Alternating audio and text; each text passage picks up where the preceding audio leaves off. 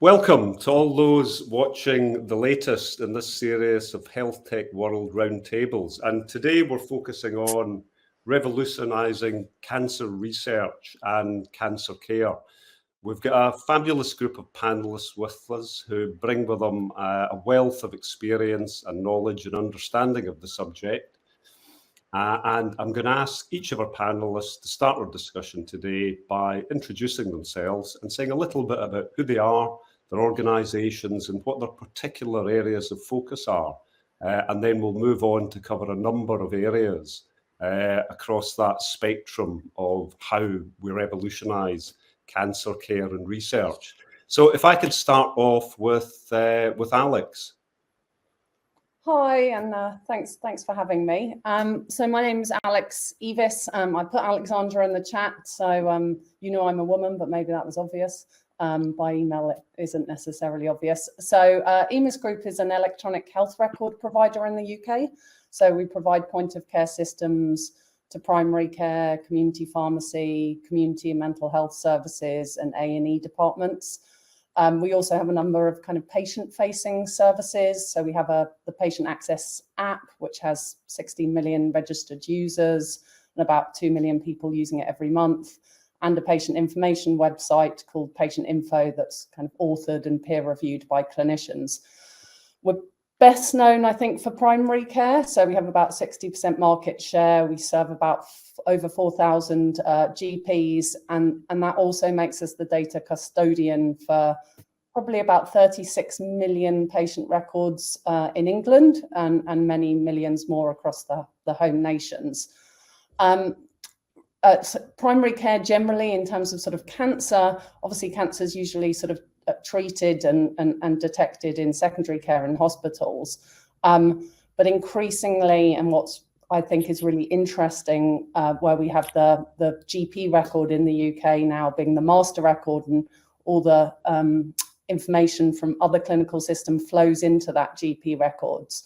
We're able to kind of look at the data in the GP record and start to find patients very early, diagnose patients early, or find patients that might be at risk, or even more excitingly, give patients treatments and vaccines that might prevent cancer in the first place. So that's my interest and why I'm here. Thanks very much, Alex, and I'm sure we'll return to some of those themes as the discussion unfolds. Chaim, could I ask you to introduce yourself, please? Yeah, hello. So I'm Chaim Linhart from Ibex. My background is in computer science, and I am a co-founder and CTO at Ibex Medical Analytics. And we developed a platform that uses artificial intelligence to help diagnose cancer. And I'll explain how it works. So when there's a suspicion of cancer, typically the patient would undergo a biopsy. So they would take out a piece of tissue and send it to the pathology lab, where that tissue is fixated, sliced, stained, and placed on a glass slide. And then a clinician, a pathologist, reviews that slide either under a microscope or after it is digitized on a computer screen, and come up with a diagnosis. Is there cancer, and so on. Our platform analyzes these digitized slides and basically helps the pathologist find tumor in those slides, the type of cancer, its grade, its size, and many other clinical features. And this way we ensure higher accuracy of diagnosis, more complete and objective pathology reports, and also faster turnaround times. The platform is deployed around the world, and this is something we're very proud of. So there are labs in the UK, in Europe, in the US, and elsewhere that basically totally changed the way they practice pathology. And instead of just looking at images manually and completing the pathology report, they use AI throughout this process, helping them, especially on the accuracy part and efficiency. Thanks very much, Chaim. Irad, can you introduce yourself? Yeah, sure. So, hi everyone, and thank you for having me. So I'm Irad, I'm the CTO of Belong.Life, and what Belong.Life is a patient engagement platform. When we started 7 years ago, we started with cancer. That was our main focus at that time. My profession specifically is in the big data and analytics field, later on ML and AI. I've been doing this for 25 years. And my last few companies were in that space. But 7 years ago, when I lost my mother to cancer, I understand that as a big data guy, I was missing a lot of data that could help her in her journey. And that's why we and my colleagues established Belong. So fast forward to today, Belong is the world's largest social network for cancer patients and caregiver. But we didn't stop at cancer. We evolved into other chronic/acute illnesses such as multiple sclerosis, psoriasis, Crohn, colitis, obesity, etc. But our main focus still is in cancer, where we serve millions of patients around the globe. The majority are in the United States, but we are in over 100 countries. And the Belong platform actually provides them with a one-stop shop for everything they need in their journey. When it comes to peer-to-peer support, so we have a lot of smart connectivity of patients that meets other patients with similar journeys, not just similar diagnoses. Then we have experts that answer every question in their journey, anything from clinical to emotional to behavioral kind of questions. Then we have management tools, alerts management tools that allows them to organize their documents smartly, share it securely, organize their treatment tasks, see what other people has done that has similar journeys to them, and also clinical trial matching. So this is what we do for patients, and we also provide with the healthcare organization to use our platform as a SaaS model, like a white label solution, so they can use the stack that we have and provide service to their clients. So we have patient support programs that pharma is using to serve their patients. Providers use our platform to serve their patients inside and outside of their clinics.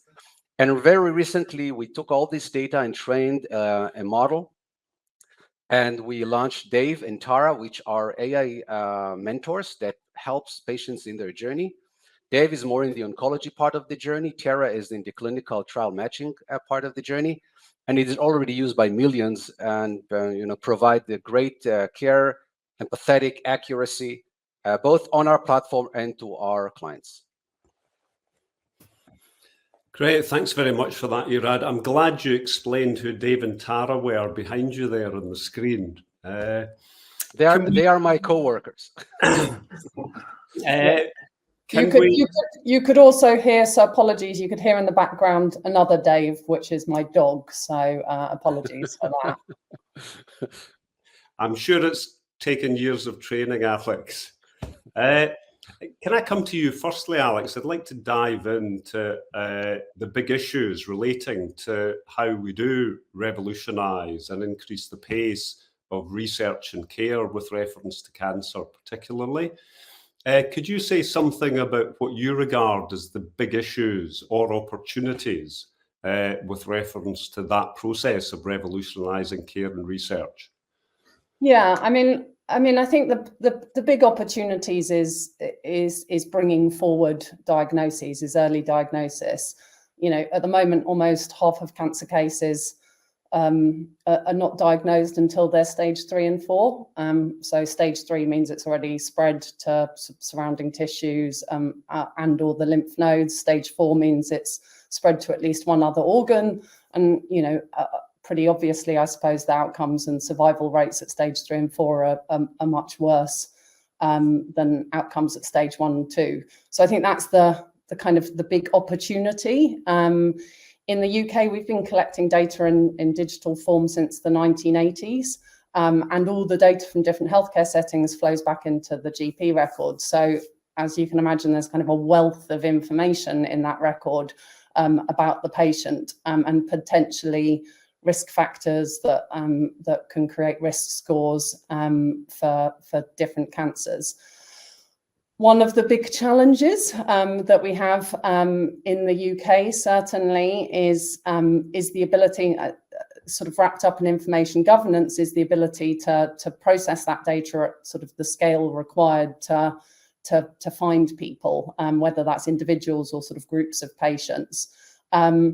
So because we process the data at source and we're custodians of that data anyway, what we do is act on behalf of the GPs or the clinicians themselves, and enable us to sort of process the data for them and then surface the lists of patients to that clinician so they can take some action, and then design a kind of care pathway that's suitable around that. So that might be automatically inviting a patient in for an appointment at the GP, but it might also be signposting or referring them to a community diagnostic centre.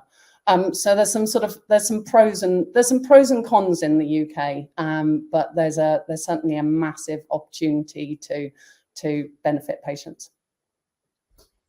Chaim, would you go along with that, or are there supplementary areas you would highlight? Yeah, so I agree with Alex. I'd like to also add, so working with pathologists and oncologists, we learned that there's a lot of information in the data that we already collect for each patient, and that we don't necessarily fully utilize that data. And there are several reasons. So first of all, there are multiple modalities. There's pathology, there's imaging, there's genetic, clinical, and for human beings, we're pretty good at combining information, but we don't necessarily do it very accurately, and we don't do it based on huge data sets. It's more kind of personal experience, and there is a room for machine learning methods that are based and trained on huge data sets with multiple sources of data to come up with more accurate results. So that's one part. The other part is that along this process, and I know mostly about the pathology, so I can relate to that, there are points that are very subjective by nature. So if you talk about, for example, grading of many cancer types or scoring various types of biomarkers, they are very subjective and sometimes also quantitative, which is difficult for human beings. And there, I think computational methods can really contribute to making that more accurate, more reproducible, more consistent. Once we have more accurate, quantitative, consistent results, we can then take it to the next level and see, how do we match the right treatment to each and every patient, and this, I think, will result in more personalized healthcare. Thanks, Chaim. Irad, big areas in terms of breakthrough or areas where there is some resistance to the things that will revolutionize care? Well, there are quite a few. Healthcare has been, like, for many years, a dinosaur in the health tech industry, where it takes a lot of time to embrace new technologies. And it's not only because of will or time, but it's also because of regulation. It's a highly regulated space. And when you want to plug in a new solution, it's kind of hard to be early adopters in healthcare. And this is why usually technologies finds their way towards the end, also to healthcare, and not in the beginning. So, but we are here, like myself and I guess Alexander and Chaim are here to break that resistance cycle, because we believe there is huge opportunities for technologies like AI, for instance, like ML, to accelerate things and to cope with scale. One of the biggest problems with healthcare is scale. Like with Chaim, there are more biopsies generated every day. On my end, there are more patients diagnosed with cancer every day, and the team or the amount of clinicians and experts are limited. So you need to use technology to bridge that gap somehow. And this is where we find those organizations more receptive to embrace new technologies. Like, for example, in our case, one of our solutions, it's patient support program. And the old way of patient support program is having a nurse calling a patient on a daily basis to check on how they're doing and if they're taking their drugs okay. And you can automate a lot of these things with great applications, and nowadays with generative AI. So these are the things that we, for example, do. We are allowing to scale so the doctors can focus on the complex things, while the simple things like bureaucracy, simple questions, educational questions, those kind of things that patients are putting a lot of burden on the healthcare system, can be and are already solved and addressed with AI when it is well trained to do so. One of the biggest challenges was to have, for example, with Dave and Tara, to have an accurate model that can go through the boundaries of legal, that will be responsible. Because in healthcare, you have to not only to comply with pharmacovigilance, all those things, you have to be responsible. There are things you cannot say to patients. There are things you need to report to a higher degree. It's important for AI, for example, to say, I'm not dealing with this. I'm escalating this to a real human. So this is where the challenge relies. And when we developed what we do, we addressed everything to go and comply and play with the regulations of that space, so it will allow them to adopt the technology faster. I think that's a really good point there, Irad, is that we often don't consider the kind of demand supply, that actually the delivery chassis for the UK or for the health system hasn't changed very much in a number of years. So we may find lots more people, but is there the capacity for those people to be screened? Are there enough clinicians to see them? That without changing the workflow and automating the workflow as well, you're not necessarily going to get the results. Does some of that technology you've referred to there, Alex, and that you talked about, Irad, play into this idea of individuals taking more responsibility for their own healthcare, this self-care concept enabled by data and technology, to take some of that weight off those lighter areas? Alexander, you want to go first? I mean, definitely change. I mean, behavior change is always incredibly difficult. But I think, we have very much in the UK traditionally had with the NHS a sickness service rather than a healthcare service, and the amount of funding that goes into prevention and public health is generally much smaller than the bulk of the spend is still in hospitals. So I think we are seeing a sort of a shift to a more kind of consumer and a consumer healthcare kind of approach, where we're adopting wellness methods. But a lot of that is around information and getting people information in a digestible format as early as possible. So, and I think some of this data stuff has a role to play there.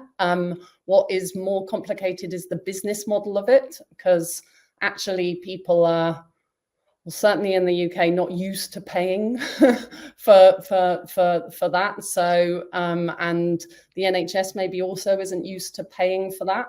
So how do you, it would be great if you could know your risk score for cancer or for cardiovascular disease, and say, well, actually your risk score is high because you smoke or you drink too much or you're not active enough, and why don't you try changing your behaviors in these ways, and then have that constant feedback loop, so you're then seeing your risk score coming down in real time. Is that the sort of can you gamify health in that sort of way? I think there are we're seeing more and more companies kind of emerging in that space, but yeah, it's a way to go. It's difficult from a startup perspective, I think, to break through. I don't know, Irad and Chaim, whether you agree from that perspective. Yeah. Can I say a few good words on the NHS? Oh, sorry, I love the NHS. Yeah, no. Amazing people delivering amazing care, and I really hope I don't come across as negative. I'm joking. I just want to highlight. So something that we see in many geographies. So there isn't always a clear, direct commercial, let's say, economic incentive for pathology labs specifically, and this could be also in other medical fields, to, for example, improve accuracy.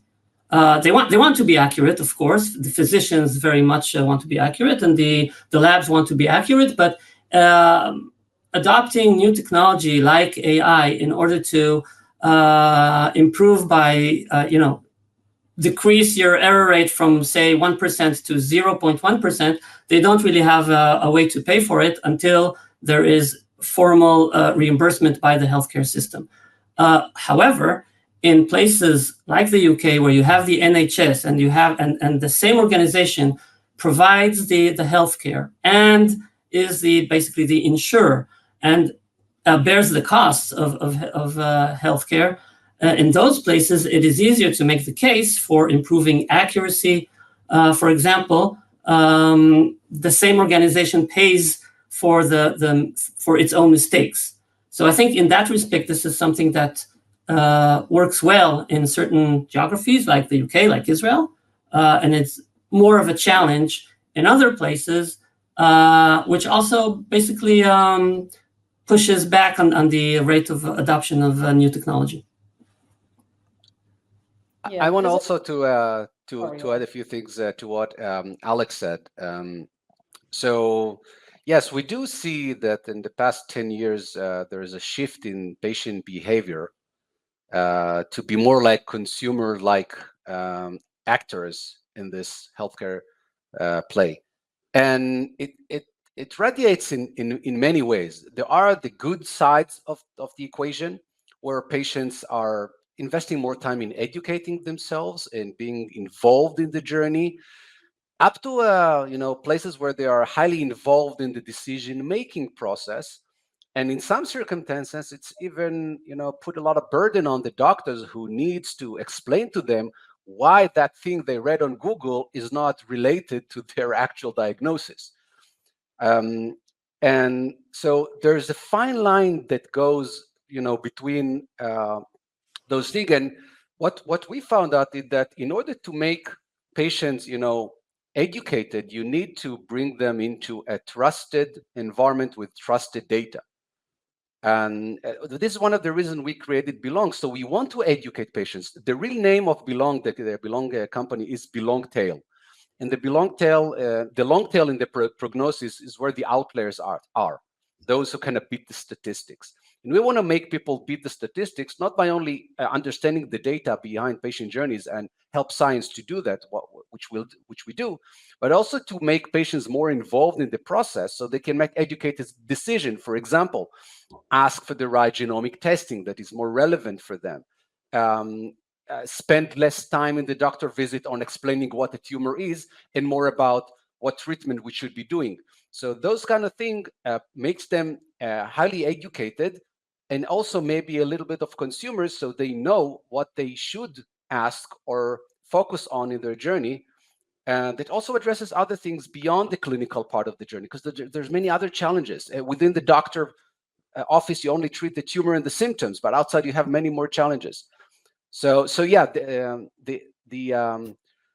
atmosphere is changing towards more a consumer-like industry, and everybody knows that, and they're trying to improve the quality of service to patients to allow them to be that way. Irad, yeah, I really like the point you made. I think it's very important. And I want to give an example. So I guess some of you and some of us had some kind of imaging test in our life, X-ray or something else, and I imagine that you wanted to take a look at it, right? To see what did they find. Even if you don't really understand it, you're not going to do the diagnosis by your own, but you wanted to look at it. And then that drove more involvement, as Irad explained very nicely, more involvement, and you want to go get more information, and maybe you ask the right questions. How many of you, well, maybe you didn't undergo a biopsy, but if you did have a biopsy, how many of you would have looked at their own tissue that was extracted from your body with, the diagnosis, hopefully not cancer, but some kind of diagnosis? The answer is probably zero. So very few people look at their own tissue. The reason is that until, let's say, a decade ago, pathology was not digitized, so you had to go and take the glass slide and get a microscope. But now that pathology is being digitized and digitization is being adopted in many, many labs, you'll get not just the pathology report saying you have diagnosis X and so on. You'll get the slides. You can view the slides. And of course, we won't become expert pathologists, but we'll take a look and we'll ask the questions and we can consult more easily. And just being involved will, I think, as Irad explained, will push not just our own healthcare, but it will push for more technology to be adopted in the field.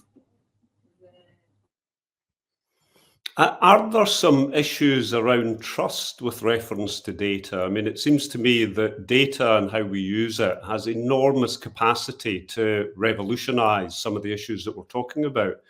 Are there issues about trust in terms of the provision of data and how it's used that need to be overcome? I mean, there certainly are in the UK. And a lot of it is around how we communicate, I think. So we've had a few failed attempts at sort of centralizing patient data for planning and research in the UK. A lot, I'm not sure the media has been entirely helpful, but there has been, you know, sort of scares that your data is being sold or commercialized and used for things that you wouldn't want it to be used for. Actually, you know, when you do engage with the public in a more detailed way, you know, generally the public are like, you know, a sort of more than 90% positive about the use of data when it's for research. You know, you ask somebody if they're worried about using it, about, you know, their health data being shared, they'll all put their hand up. If you say, are you happy for it to be shared to help a family member to find a cure for cancer for a family member, you know, everybody's like absolutely 100% people want to share their data. And I think it's setting those use cases and providing that reassurance and patients being very, very transparent in how it is used. And patients are then overwhelmingly positive. Unfortunately, you know, maybe that hasn't been done in the UK, and we did have large numbers of people sort of opting out of their data being shared, which actually potentially would, you know, will have a negative impact on their long-term health and access to care. So yeah, there's definitely still trust issues. I think they can be overcome with the right engagement, and the right messaging. And it's probably the most important sort of public health messaging, in my view, that we can be doing in the near term. I think another aspect maybe of data and trust is regarding how AI is trained. So not the raw data itself, but what data do we use to train AI, and can we then trust the AI that was trained that way? So, and this has, there are several questions that people sometimes ask. So for example, are the data biased? For example, most of the research and also commercial companies, they use data from European population, American population. So you don't have a lot of AI being trained on you know, African or other, you know, other types of populations, and that of course might create a bias in the AI itself. And another question is, where do the labels or the annotations, the ground truth for training the AI, where does it come from? Who are the clinicians who set those labels? Does the AI learn from, you know, a specific group of physicians, and maybe they are biased towards certain guidelines and not others, and so on? So I think there are multiple questions here. I think there are good answers, but I'm just raising the questions, which are fair questions. Yeah, combating accuracy issues is one of the challenges, the biggest challenges all of us have been investing, I guess, a lot of time and effort and technology into. And, you know, as I'm 25 years in the business of data, I've seen all data. I've seen good data, I've seen bad data. And AI specifically is a game of data. You can create a new model, you can use a model off the shelf, you can take the best model out there. If you plug in it with garbage data, you'll get garbage in, garbage out. So it's in essence, it's a game of data. Those who acquire the best data in a specific domain can create the best solution. And big data or good data, as Chaim mentioned, can include many elements that can make it a bad data, like biases, which Chaim articulated very well. There are many other things that can take data and make a model less accurate, and then create a trust issue. For example, if it's not domain specific, like if you train it on the internet or not on a domain specific, like, you know, ChatGPT, then it will be very generic. It will not be highly focused. And, you know, those kind of engines will always provide you with an answer. They will never say, I don't know the answer. Even if they don't have the facts, they will sometimes invent facts. That's what it's called in the LLM world, it's called hallucination. This is where ChatGPT invent books that were never written, places that were never created, and you cannot afford those kind of things in healthcare. This is one of the biggest challenge I had to face with my team to create Dave and Tara to combat hallucinations. So hallucination is driven from bad data, not domain specific, from diversity. If you only take EMR data, you'll see maybe a third of the picture. But if you train it on doctor to physicians communications, like we do on our platform, then you will allow something like Dave to act as an oncologist while actually in a virtual room talking to a patient, and not just based on EMR data that have snapshots of the journey. And longitudinal data is very important. Look at a long chain of events, not specific snapshots. So then you can understand a complete patient journeys and can address specific questions in every step of the way. And so those kind of things help you. And in the end, you also have to clean it up. You cannot take data and plug it in. You'll have to well label it. You have to run it through manual process of cleansing. And only then you can create something that is trusted. And I just want to share something very important. I think it will highlight the problem. There was a very big article published on JAMA Oncology, a well-respectable place of publications. And they analyzed LLM models, and they found out that in 23% of the cases where they asked the question about the treatment, it provided a viable treatment, but not the right diagnosis or indication. So it took a treatment of lung cancer and applied it to breast cancer, for instance. And in 13 of the cases, it hallucinated. It invented protocols that did not existed. So for example, when we did what we do, we have to validate that we are following guidelines. So in healthcare, you have guidelines like the NCCN guidelines. So if you take a model and tell it or train it with guidelines data, then you'll get accuracy that is a must in the healthcare industry. That's really interesting, Irad.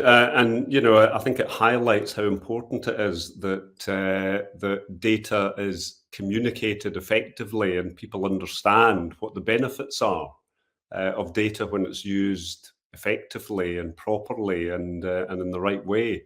Can I ask if the clinical establishment and clinicians generally are good at embracing change and some of these new technologies that promise substantial breakthroughs?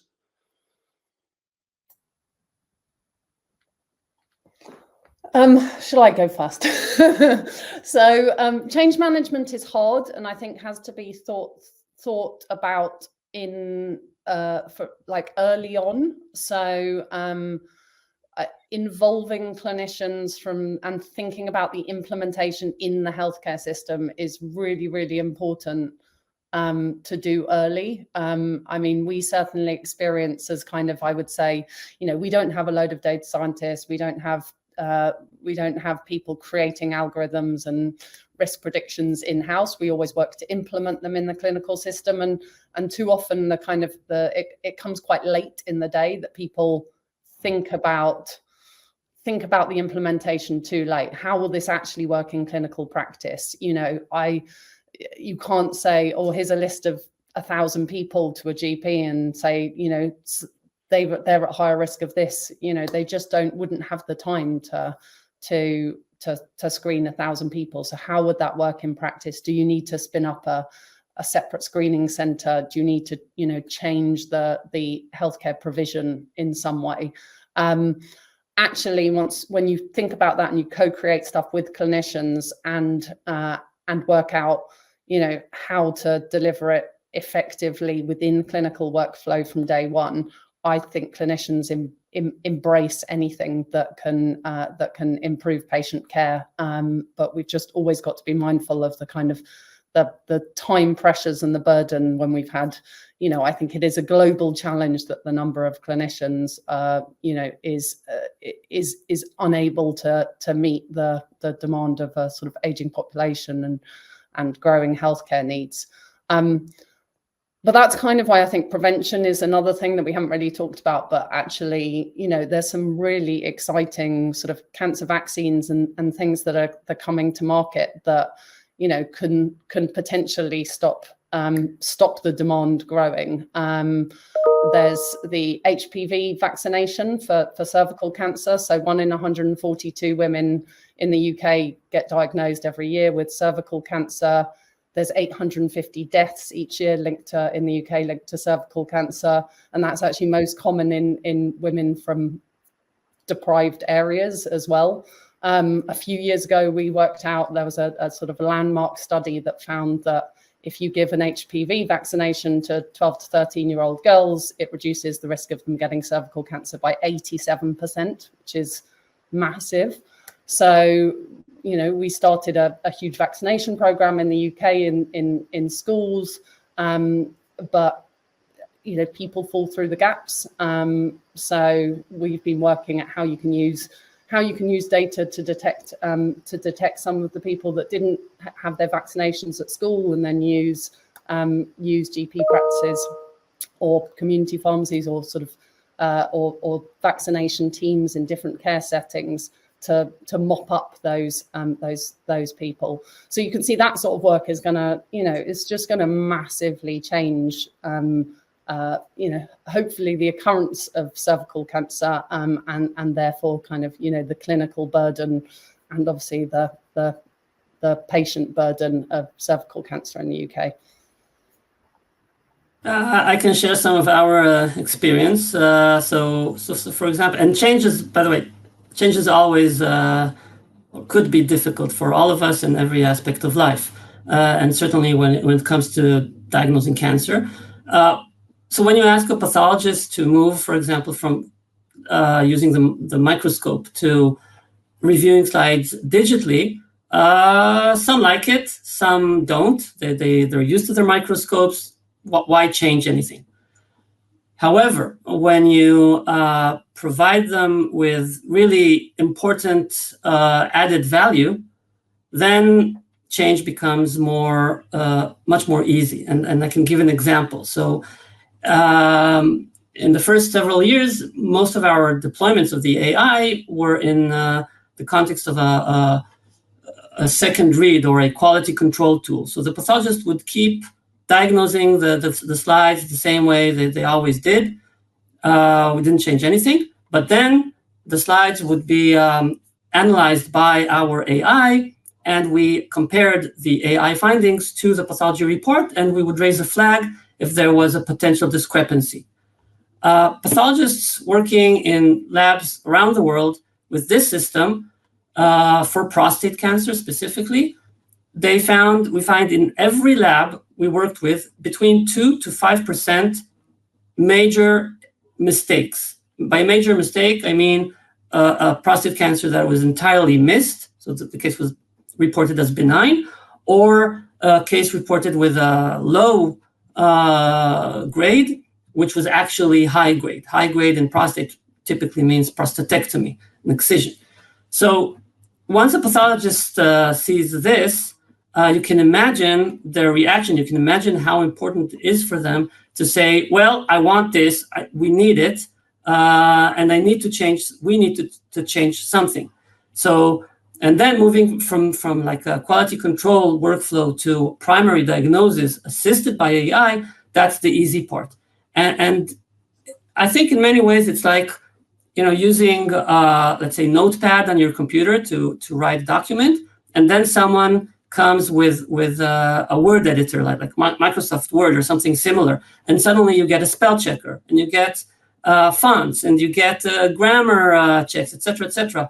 Of course, you would embrace change very quickly. So in fact, in some of our labs, for example, we had this very interesting case where the scanner that scans these glass slides into files, the scanner didn't work for a few days, and the pathologist simply didn't report any prostate case in the lab. They waited until the scanner would be fixed because they didn't want to go back to reporting without this extra help of AI. So I think change it's not easy, but if you show the benefits, then it can you can promote it. And I think the harder part is not to convince the physicians that there is a lot of value in these new technologies, but I think the challenge is around the workflows, the integration with the various systems. How do we change everything around the basic technology? In addition to what Irad said earlier, the regulatory part. Yes, I totally agree. It was well articulated by both Alex and Chaim. To make an impact or a change in healthcare, it requires quite a few things. The number one mistake that every new startup in the healthcare industry is doing is trying to add another screen or a widget on the doctor's screen. They already have plenty of applications in the system. They have to log everything they do. They don't need another screen to type in data to get value because they're already typing the patient data in so many places. So trying to add a new component into the system sometimes is hard because doctors don't want to work extra. They want to work less. They want to serve more patients in a given hour. And so the way to do it is to show them with real value that can accelerate things for them. And like in our industry, for example, with patient support program, you have a nurse who needs to take care of 1,000 patients on a drug. She can call them every day, she can text them, but if the machine is doing like shooting out a questionnaire, data is coming in, AI is analyzing it, then she gets, who are the top 20 people I need to contact immediately because we seems to have an adherence issues or safety issues. So I will start there and I will follow up with the other later on. This is one example. Like with clinical trial matching, doctors are required to find patients and bring them into clinical trials in their site. And to make this conversation is sometimes take a lot of time and explain to them what is clinical trial or why is it still safe for them? What are the advantages for them in clinical trials? So if you automate this, like Tara, for example, that's what she does. She first educates and then she collects data and find out if the patient is eligible for a clinical trial. And then the doctor will only get a notice on their desktop that says, that Jimmy, who just walked into the office, is eligible for a trial. For that particular trial, let's have a discussion on that thing specifically. So if you save them time, then you will find them listening. The other thing that drives their decision-making is facts. Doctors, physician, healthcare is fact-based. All those publications and everything is all fact-based. If it doesn't have a number that proves something, they will not listen. So you need to research your own solution and find out the key values in terms of numbers that you can then show your audience. For example, we save ER admissions in 15%. We save doctor visit time in 30%. If you state those numbers, like I guess with Chaim, they accelerate the tissue sampling or examinations in whatever. So if you test it out, if you do research, if you even do a peer review research, like we did with an oncology, with the hospital in Canada that showcased the value for patients and for the system, then the others will listen. So you need to bring in facts into the equation as well. And otherwise, they will see it as a nice to have thing. So as an environment, it's about demonstrating the value. Sorry, Chaim, you were going to say something.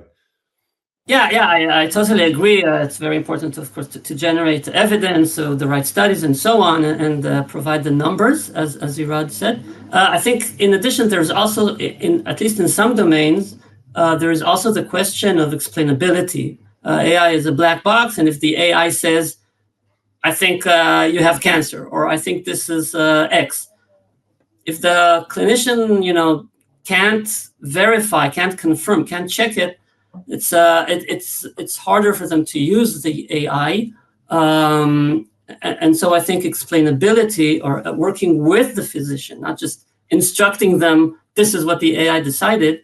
I think that's also an important thing to remember. Thanks, Chaim. Alex mentioned prevention, and clearly that sits at the heart of quite a lot of the work that we've sort of skirted around today. Would anybody like to just expand on areas of development with reference to prevention and what a big part that's playing in some of the technological developments that are currently going on?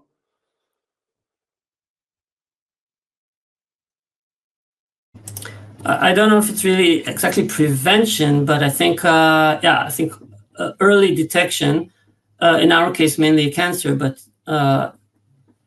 overall, early detection is something very important. And I think AI or technology can really help there. Sometimes there are, very small tumors or borderline tumors and so on, or sometimes you can only reach the right conclusion if you combine multiple data sources. And this is, again, something that I think that is going to accelerate and improve over time.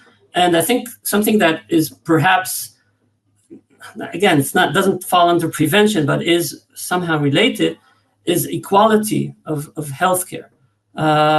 So now if you have access to expert clinicians, whether it's pathologists, oncologists, or anyone else, you're in a better position than someone in a different economical or a different geo than you, who do not have such access. And I think technology and AI can really bring less expert clinicians to a more similar level to that of experts. The AI was trained by experts. The AI helps everyone equally. So I think that will also serve as an equalizer and basically help prevent, or at least treat disease for many populations. I mean, I've got another example of sort of prevention that we work on. So we've got a partnership with NHS England and MSD, which is a life science company, and working on the projects to helping to eliminate Hep C. So Hep C is a virus that's now entirely treatable if you catch it early. But it can be like asymptomatic for decades, so people can be living for a long time without knowing they have it. And if you don't treat it, it then progresses into sort of far more serious conditions that are difficult to treat. So I think it's 10 to 40% of people who have untreated Hep C go on to have cirrhosis, and 1 in 5 people with cirrhosis develop liver failure, and 1 in 20 people who have cirrhosis go on to develop liver cancer. And I think there's about the estimate in the UK is there's around sort of 100,000 people that are living in England with Hep C, and they've either never been diagnosed, or they've been diagnosed and not treated. So the project that we're working on is looking through historical patient records on behalf of our clinicians, finding where Hep C was either coded as positive, but there was no record of treatment, or looking for sort of risk factors, so intravenous drug use, whether they had a blood transfusion or an organ transplantation.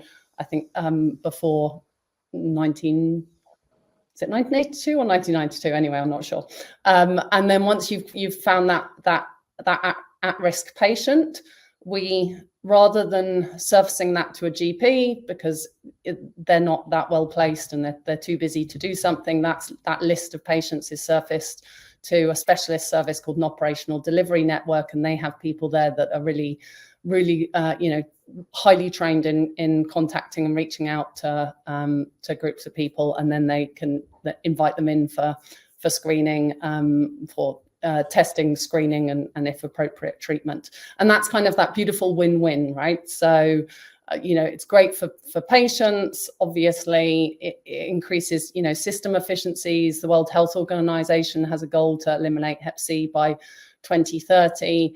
But it's also, it's for the manufacturer of the medication to treat it, it's obviously, beneficial as well to find the patients and treat them as well. So that's kind of that win-win-win.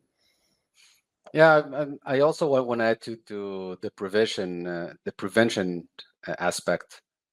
There are two populations, as I see it, that are dealing with prevention. One with some incentive and one with a lot of incentive. For example, I'll take myself. My dad was diagnosed, or my mom was diagnosed with lung cancer. My dad was diagnosed with pancreas cancer. So I'm into prevention in some sort. Right? Why? What can I do? Is it genetic? And if so, what can I do now to avoid it? Do I need to do extra tests along my life?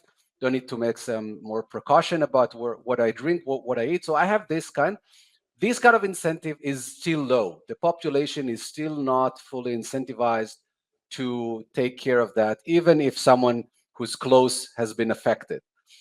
The higher incentive is for those who were already stricken by a lightning, and they don't want to be struck again. So if you, for example, had an issue of breast cancer and you are recovered and you're back to life, this is where we see more involvement in preventing the next thing, doing more tests, more aware of any glitch in the blood test or any glitch in any test that they do. Because, we read the blood test and sometimes we are off the chart at some elements and we say, okay, it's not a big deal. But for those who are already affected, they are highly incentivized to check every element. So, for example, we see on our platform higher involvement for patients who has already experienced cancer in some sort, and they're healthy and they're back to their normal lives, but they're still engaging because everything that goes a little bit wrong with their life or tests, they are fully stressed and they check everything. And then, for example, they upload to Dave. Dave, for example, can analyze their medical documents. So you upload to Dave a blood test result. Knowing your history of, let's say, breast cancer, it will say, well, listen, maybe you should pay attention to this because it starts to indicate that there is a risk here. Go to see your physician. So for this kind of population, we do see a lot of incentive for prevention.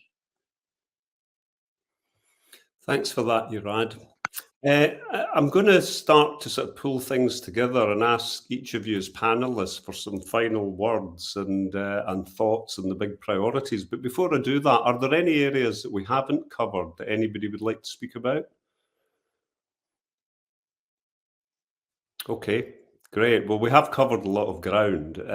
So really, I'd just like your thoughts on the big priorities. And we started off talking about revolutionizing care and research.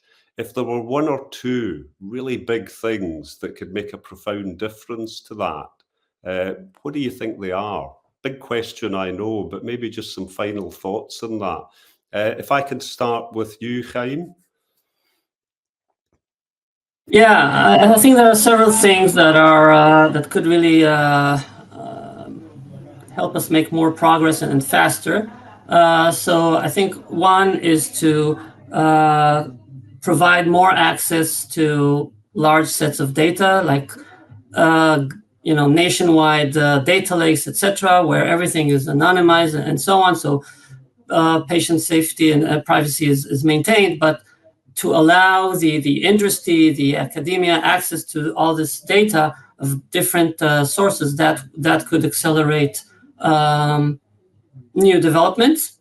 The other part that I already mentioned is helping with all this workflow and integrations between different systems. I think many hospitals and labs today are, a lot behind what you see in, let's say, the high tech or communication industries in terms of how the different systems can interact with one another and the connectivity. So I think we need to push that forward. And maybe last but not least, I think because of all these questions around the regulations and reimbursement and so on, I think for any new technology to really get adopted and make a difference, we could really use the help of governments, like pushing this forward. I know that in the UK, for example, there's a lot of push from the governments. We have the Wales government helping also us with a nationwide deployment of AI across Wales. We have the NHS with very important projects to digitize their labs and to bring AI into the labs. And we're also, as Ibex, we're involved in several of these really exciting projects. So I think overall, help is needed, but then once that first push is provided, I think clinicians see the benefits and they're enormous. And this is already revolutionizing how patients are being diagnosed and treated. Thanks, Chaim. Irad? Yeah, so Chaim was spot on about regulations. The number one killer for many startups and evolution in this industry is regulation. And the regulation should, and I think it is, but it should be more being addressed and calibrated to the era that we live in, where AI kicks into almost every aspect of our lives.